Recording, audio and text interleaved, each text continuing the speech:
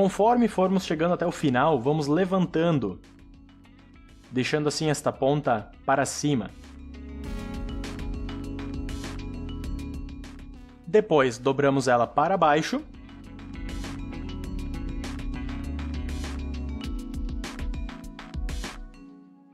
E agora repetimos o mesmo na outra. Primeiro fechamos, trazendo a ponta para cima, e depois para baixo.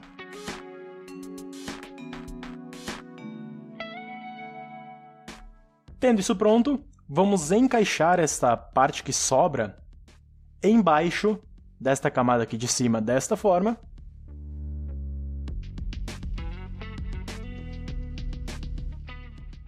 E depois o mesmo com a camada de baixo.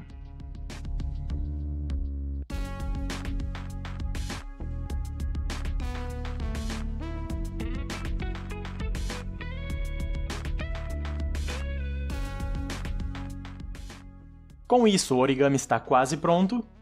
Basta fazer uns detalhes para deixá-lo mais realista. Eu recomendo fazer algo como uma letra V em cima e uma horizontal embaixo.